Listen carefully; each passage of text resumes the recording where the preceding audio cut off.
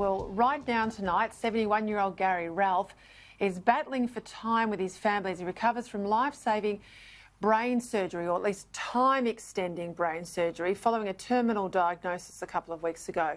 He's been forced to do all of this to recuperate from a Brisbane hotel room, enforced quarantine, not allowed to go home. His wife spoke to Channel 9's A Current Affair last night and vented her frustrations about the Queensland Premier, Annastacia Palaszczuk. I looked at Garry and I just said, I can't believe this. She's passing the butt. She did not address it whatsoever, saying she's appalled. Oh, goodness me. She's not very appalled to be doing anything. She is supposed to be the Premier of the state. So to me, she is the one, that's where the butt stops. So she can't pass it on to the Health Minister or anyone else.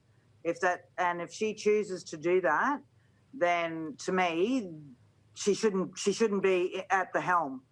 As far as the Premier goes, for her to turn around and think that she's showing compassion by saying, oh no, we're going to transport them in an ambulance now instead of an Uber or a taxi driver, that is not the ideal.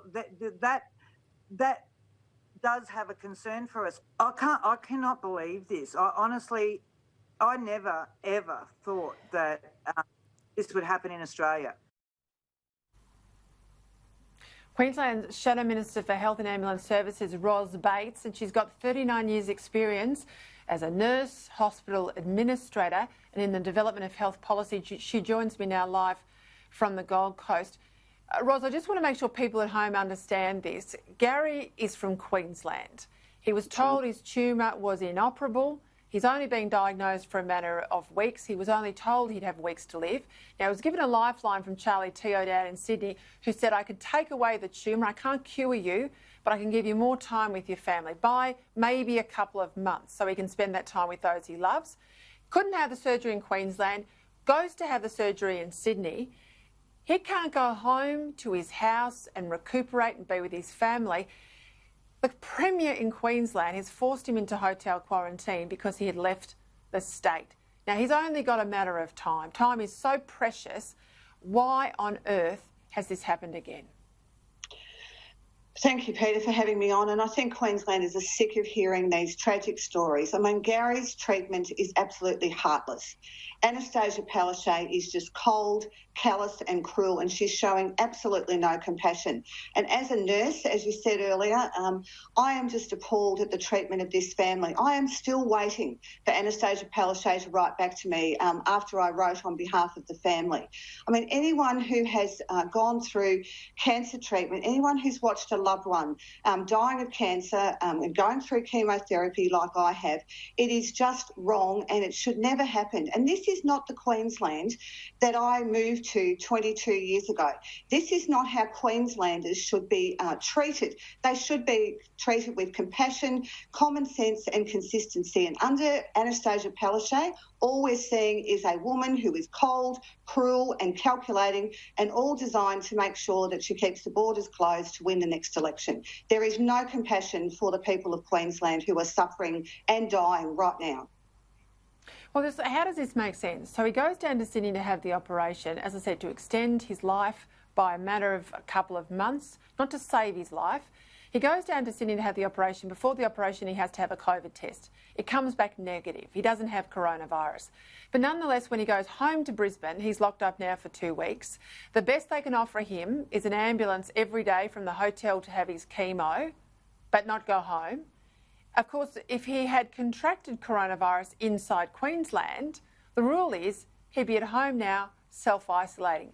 Only because he's come from New South Wales is he locked in a hotel. As I say again, if he'd got this virus in Queensland, he'd be at home. His only crime, if I can call it that, is he tried to go to Sydney to extend his life to be with those he loved. He's not going to die of coronavirus, is he?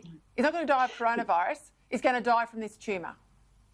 Oh, exactly right. And who is Garry going to hurt? The man is terminal. All he wants to do is extend his life, be with his family. And anyone who's gone through chemo knows how terrible it is. I mean, you're nauseated, you're vomiting, you've got mouth ulcers. And in Garry's case, he can't even speak. He can't even walk. And to be told initially to be thrown in an Uber, I mean, the Uber driver is more likely to cause damage to Garry because Garry is immunocompromised.